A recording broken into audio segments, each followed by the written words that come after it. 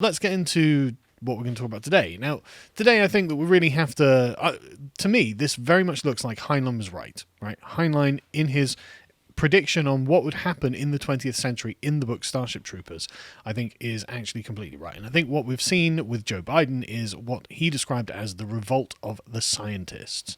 I'm just going to quote a very, very brief bit of the book where he talks about it, because I think it's really pertinent. I think it really applies to what we're seeing now. The quote is, "Servicemen are not brighter than civilians. In many cases, civilians are much more intelligent. That was the sliver of justification underlying the attempted coup d'etat just before the Treaty of New Delhi, the so-called Revolt of the Scientists. Let the intelligent elite run things and you'll have utopia." It fell flat on its foolish face, of course, because the pursuit of science, despite its social benefits, is not itself a social virtue. Its practitioners can be men so self-centered as to be lacking in social responsibility. Now, in the universe of Starship Troopers, what he predicted would happen would be the collapse of society. The social scientists, as to quote from Radchek from the movie, brought the world to the brink of collapse, and then you had the veterans, who had the West had lost the war after this, and the veterans in the collapse of society and to combat roving gangs of Black Lives Matter supporters, presumably, looters and burners and murderers, rose up and established a new form of government that was essentially limited only to veterans, which became the kind of incorporative service guarantee citizenship model of the Federation. That was Heinlein's prediction in Starship Troopers. And I mean, obviously I can't say what's going to happen in the future, but I think that what we're witnessing now is some kind of revolt of the scientists, because I guess we'll just ignore the question of how they came to power, but they seem to have a mission to remake society in what they believe to be the perfect way. And I think that's what Biden is trying to usher in. So let's watch the first clip.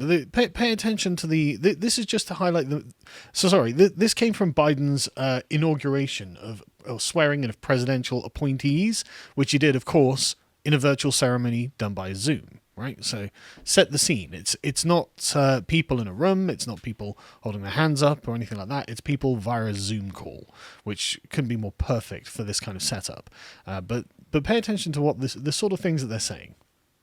Some of you have worked in government before and thought perhaps your days of service were behind you until finding yourselves in this moment of national need. Right.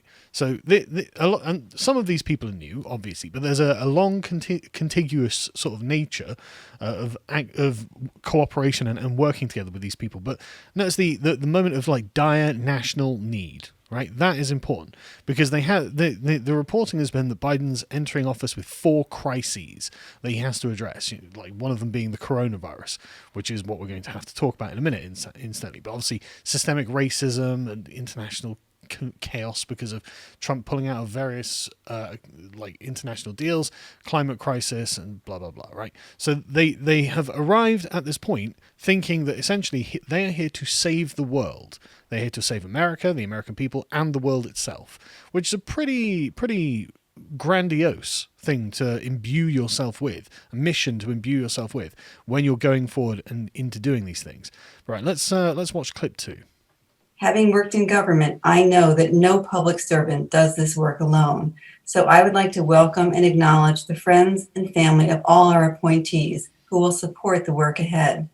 And now it is my honor and privilege to introduce a true public servant for whom I was so lucky to first work for more than 3 decades ago, who will administer the oath of office, the President of the United States.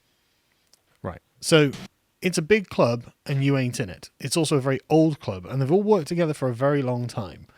They're not interested in your opinion. They're going to dictate the opinion, the correct opinion, down to you, and you are going to hear it. And there was more than 1,000 people in that call, so it's like, you can see the extent of what's going, the branches of the network. But this is one of the things that Joe Biden says, and that he does have a kind of sincerity about him that makes me think that maybe he does believe this as well. It wouldn't surprise me that given the intellectual atmosphere in which Biden and his administration appear to be operating, that this would be something they actually believe. Well, let's watch. We've reached a point, in my view, where the American people have had the blinders have been taken off. They've been taken off and realized, they didn't realize before, just how much systemic racism still exists. Because they didn't live in circumstances where they were with large minority populations, whatever the background was. And all of a sudden, they see what happened to George Floyd, with his nose being pushed up against the curb, suffocated to death and murdered. And they said, my God, that really happens. It's interesting. I was asked the interesting ways framed that. They don't live in areas with large minority populations, as in Democrat voting areas. And in the Democrat voting areas, systemic racism still exists, as according to Joe Biden. And the Republicans just didn't realize because they don't think their areas are racist. Interesting condemnation. But as you can see, it's the full-on social justice agenda. I think they do believe that this narrative about George Floyd is true. I think they actually think George Floyd is some kind of saint. And Joe Biden seems to be completely fully committed.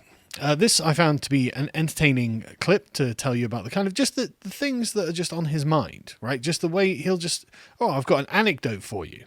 Listen to the anecdote. We have such an awful lot to do, but I know you. I know your heart, your dedication, your commitment to this nation. And I know you can do it. And we're going to do it by leading with. I was asked a long time ago when I was with Xi Jinping, and I was on the Tibetan plateau with him. And he asked me in a private dinner, he and we each had an interpreter. He said, can you define America for me? And I said, yes, and I meant it. I said, I can do it in one word, possibilities. Possibilities. We believe anything's possible if we set our mind to it. Unlike any other country in the world, possibilities. You're my possibilities. You're the way we're going to get this done. So just chilling out with Xi Jinping in Tibet, a country occupied by China. Just been like, okay, so what's America about? Well, possibilities, presumably possibilities for a third stack, but this is who has anecdotes? They're just like, I was just hanging out with a Chinese dictator who's genociding his people, that the American government still officially haven't rescinded this allegation of genocide. If you had to pick a word, you wouldn't pick possibilities. Any foreigner could tell you what America's about. It's about freedom. Yes, obviously. But the freedom, possibilities kind of, you can say that, you could suggest that that's predicated on the idea of freedom, right? The possibilities could be endless because of the freedom the Americans have. I don't actually object to that. I object to the fact that he's just, the government of the United States has just declared Xi Jinping to be a genocidal warlord, and he's just like, so I was hanging out with Xi Jinping. Oh, hold on there. That was the previous administration. Well, yeah. Sorry, that was just the evidence of the accumulated. The current administration said nothing about them being genocidal. They have not yet, and in fact, they are willing to give us an anecdote where he's just hanging out with this genocidal maniac, and he was just like, well, we were just chatting, and I got my third stack.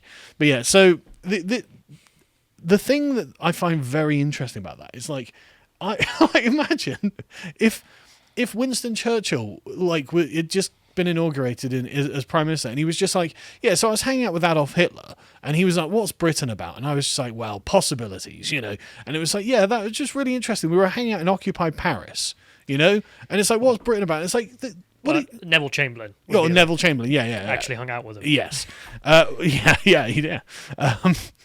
But yeah, so that's I just can't get over the lack of self-awareness and the lack of awareness of how that might look in light of absolutely everything that's come out. It's a weird commitment to the narrative.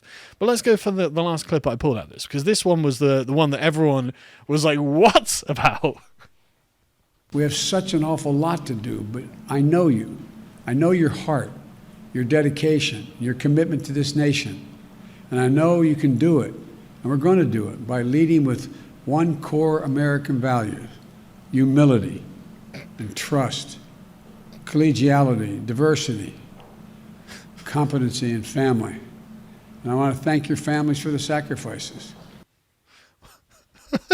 Now, I just want to be clear, right, to my American friends and listeners who are paying attention at the moment. humility is not what people associate with America, but that's the good thing about America, is that people don't associate humility with it.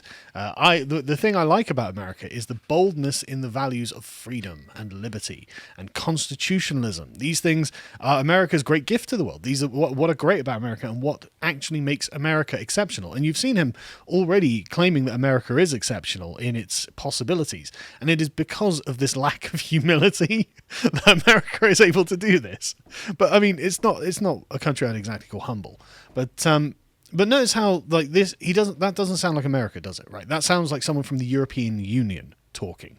That's the sort of values and again, kind of empty but like hollow, high-minded rhetoric that comes out of the European Union, where they say that they're doing these things for these wonderful and very abstract terms that don't really map onto anything that anyone can actually see.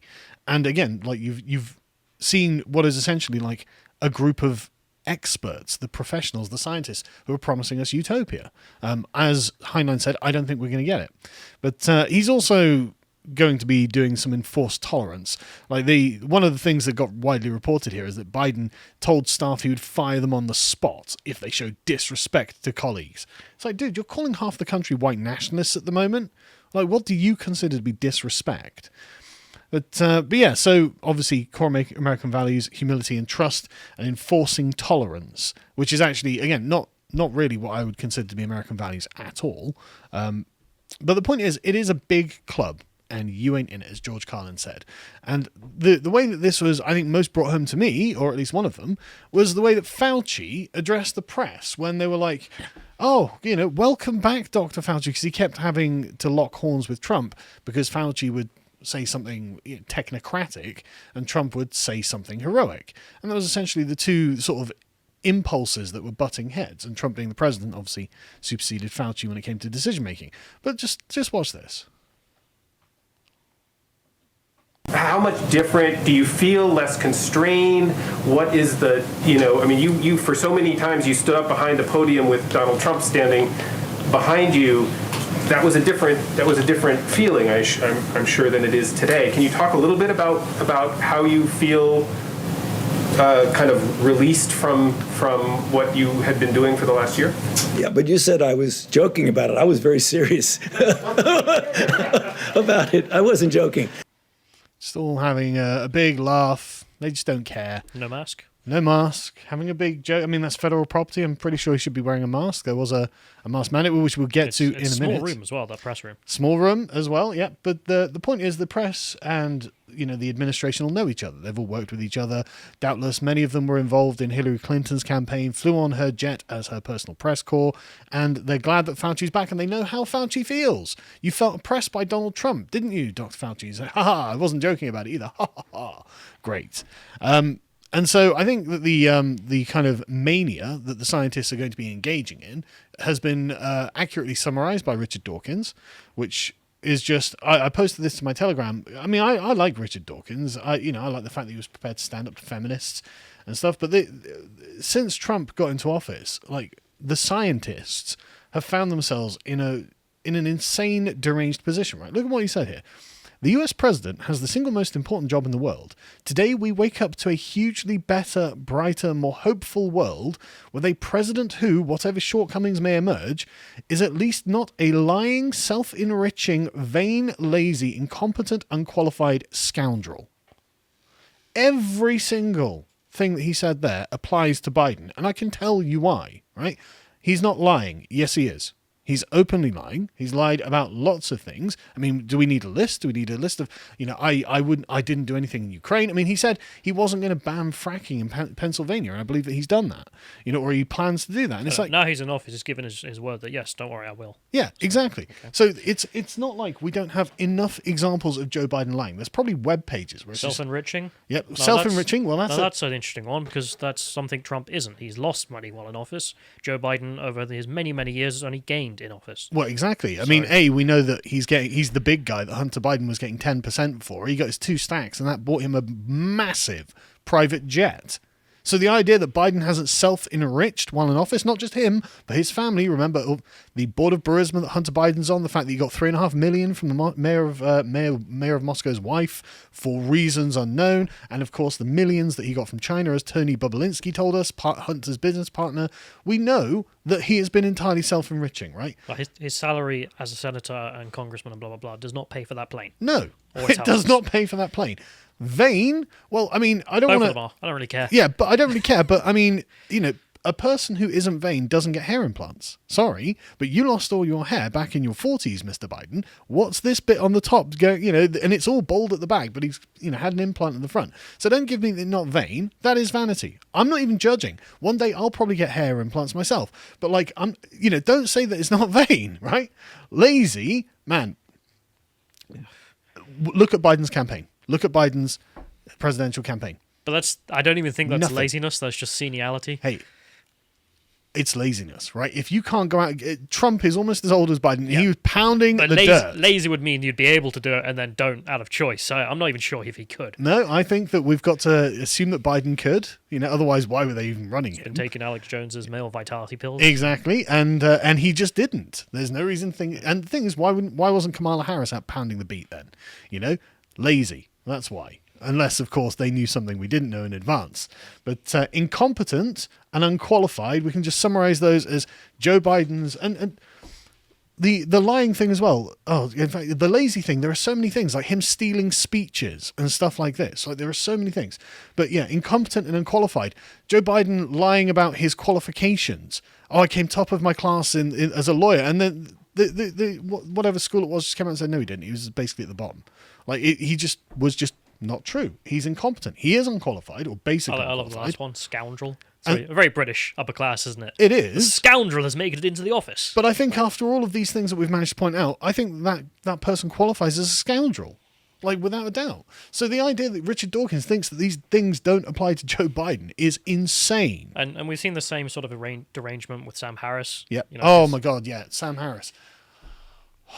Again, It's I sad like to Sam see. Harris. I like and respect Richard Dawkins and Sam Harris, or I did until they started talking about Donald Trump, and I was like, oh my God, what is wrong with you? Sam Harris being like, Donald Trump is personally everything I would, the opposite of everything I would like to be. And it's like, okay, then just don't worry about it. That's not you. You don't even have to vote for him or support him. Just get some perspective. There are obviously some virtues that he has. Otherwise, he wouldn't have millions of supporters and he wouldn't have become the president. You don't have to like it. Joe Biden obviously has some virtues that has enabled him to get this point. He's a lying, self-enriching, vain, lazy, incompetent, and unqualified scoundrel. And if you do that enough to an effective enough degree, then you can become president too. The big difference between Biden and Trump is the fact that Biden's a career politician. Yes. Trump came out of goddamn nowhere and took the thing. Absolutely, like the Grackeye article that Bo put up yesterday. And so basically I think that the scientists are all thrilled because Joe Biden is going to rule like a kind of Napoleonic EU autocrat, and they're thrilled about it.